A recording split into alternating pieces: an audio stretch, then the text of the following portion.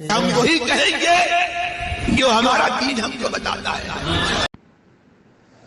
محمد سالک ملک بنگلور سے سوال کرتے ہیں، السلام علیکم مفتی صاحب قبلہ، حلہ شرعی کر لیا مگر جس مقصد کے لیے بول کر رقم لائے تھے اس کام میں نہیں لگایا، دوسرے کام میں لگا دوں تو چندہ وصولنے والے کے وعدے کا شرعی حکم کیا ہے؟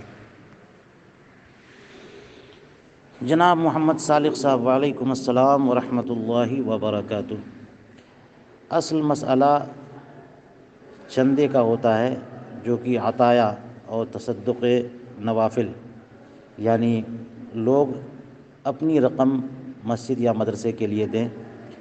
تو اس کا مسئلہ یہ ہوتا ہے کہ وہ چندہ دہندگان کی اپنی ملک پر ہوتا ہے، اور جس کام کے لیے انہوں نے دیا اس کے علاوہ کسی دوسرے مصرف میں خرچ نہیں کر سکتے، اور وہ مصرف باقی نہیں رہا تو چندہ دہندگان کو وہ رقم واپس کرنی ہوتی ہے۔ یہ جو مسئلہ ہے یہ تو حیلہ شرعی کا، اس کا مطلب یہ ہوا کہ چندہ دینے والے نے زکوٰۃ یا صدقہ فطر کی رقم دی ہے، اور اگر یہ رقم دی ہے تو اس کا مطلب یہ ہے کہ مدرسے کے ذمہ دار کو اس بات کا وکیل بنایا یا ذمہ دار بنایا کہ اس کو تملیک فقیر کے بعد مدرسے کے کسی مناسب کام میں استعمال کریں۔ تو اب مزکی نے جب زکوٰۃ کی رقم دے دی تو اس کا معاملہ ادا حل ہو گیا، اور اب جب مدرسے کے ذمہ دار نے یا چندہ وصول کرنے والے نے فقیر کو اس کا مالک بنا دیا، تو اس رقم کا تعلق اب مزکی سے نہیں رہ گیا بلکہ فقیر سے رہا، اور فقیر نے اگر وہ رقم مدرسے کو دے دی مدرسے کے کسی بھی مناسب کام کے لیے، تو پھر چندہ وصول کرنے والے مدرسے کے متولی و ذمہ دار کو یہ حق حاصل ہے کہ کسی بھی مناسب کام میں استعمال کر سکیں۔ رہی بات یہ کہ مزکی نے جس کام کے لیے مدرسے کے کام کے لیے دیا تھا، تو چونکہ حضور امام اہل سنت مجدد دین و ملت سرکار اعلیٰ حضرت امام احمد رضا فاضل بریلوی رضی اللہ تعالیٰ عنہ نے اپنے فتاویٰ میں لکھا کہ زکوٰۃ دینے والا اگر یوں زکوٰۃ دے کہ کہہ دے کہ تملیک فقیر کے بعد